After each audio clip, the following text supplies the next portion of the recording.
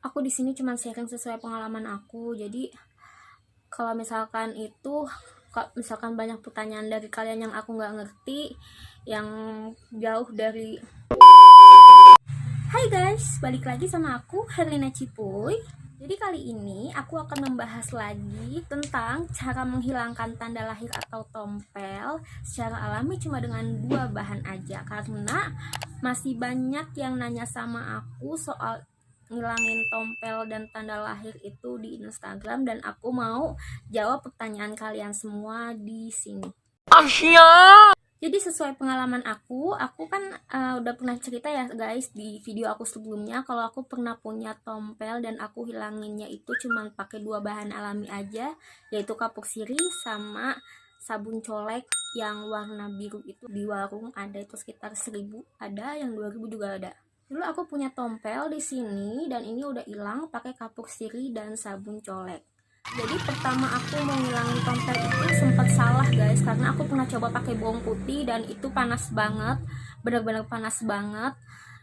Di sini kayak melepuh, dia tuh kayak bernanah gelembung gitu. Akhirnya karena nggak hilang-hilang, aku tusuk pakai jarum pentol itu nanahnya dan pecah.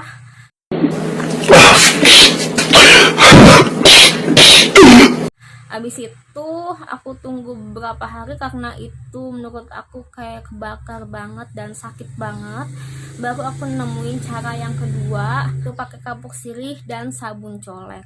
Seperti yang aku bilang, perbandingannya itu 1:1, diaduk lalu diolesin ke bagian tompelnya. Dan juga masih ada yang nanya berapa kali ngolesinnya berapa kali. Jadi kalau sesuai pengalaman aku cuma ngolesin itu 1 kali doang. Aku cuma ngolesin 1 kali doang, terus aku diemin. Aku mandi juga tetap kena air, nggak apa-apa, nanti dia kering lagi. Yang penting jangan dipegang-pegang atau dicolek-colek, kecuali kalau udah kering. Kalau misalkan ini udah kering, yang tompelnya udah kering, dipakein kapur sirih sama sabun colek, itu baru bisa kalian klopetin dikit-dikit. Untuk ngolesinnya juga jangan sampai ada yang tertinggal guys. Jadi usahain sampai bagian yang luarnya itu supaya pengelupasan tompelnya itu rata dan gak ada yang tersisa untuk bagian tompelnya itu, atau pinggir-pinggirannya jangan sampai ada yang tersisa ya guys. Dan untuk pakai cara kapur sirih dan sabun colek ini, kalian olesin terus kalian diemin beberapa hari sampai nanti dia mengering sendiri. Ada pertanyaan, kak boleh kena air gak? Boleh guys. Jadi kalau misalkan kalian mau wudu atau mau mandi tuh nggak apa-apa dikenain air, karena nanti kan dia bakalan kering lagi seperti awal. Jadi nggak apa-apa guys, itu nggak ngaruh. Jadi prosesnya itu kalau aku waktu itu kurang dari seminggu guys, tompel aku bisa hilang cuma pakai kapur sirih dan sabun colek. Tapi kemungkinan karena tompel seseorang itu kan beda-beda ya guys ya, beda-beda, jadi mungkin prosesnya juga beda-beda, ada yang lebih lama atau ada yang lebih cepat.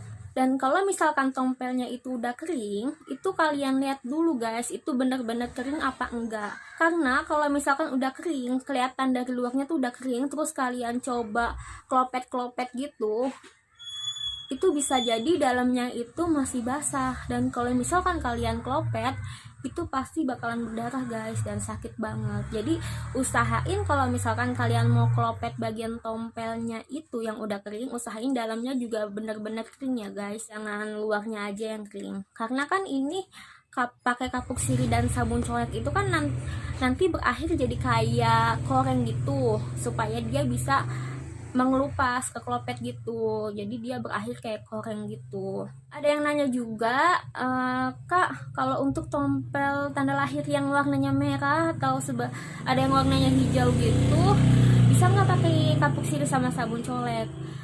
Maaf ya guys, aku kan bukan dokter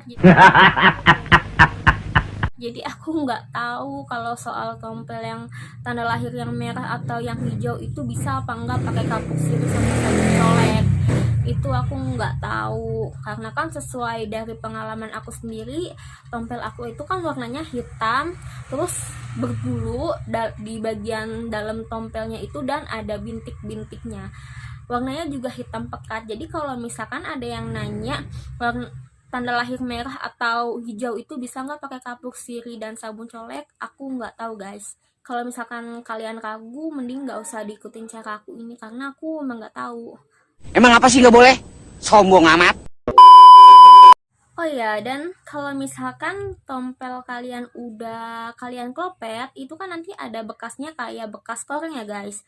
Kayak bekas koreng gitu, nanti dia bekasnya lama-lama mudar kok. Jadi rata sama kulit warnanya. Karena sesuai pengalaman aku kayak gitu, aku pakaiin kapur sirih sama sabun colek, terus dia kayak koreng, kayak mau ngelupas gitu. Itu aku pernah aku congkelin, aku klopetin, untuk bagian tompelnya aku klopetin, terus ternyata di tengah-tengahnya itu masih ada yang basah. Pas aku klopetin dikit itu berdarah, jadi nggak jadi aku klopet tuh, aku tunggu benar-benar kering dulu baru aku klopetin semua, dan hasilnya ada bekasnya kayak bekas goreng, tapi lama kelamaan dia pudar mengikuti warna kulit kalian.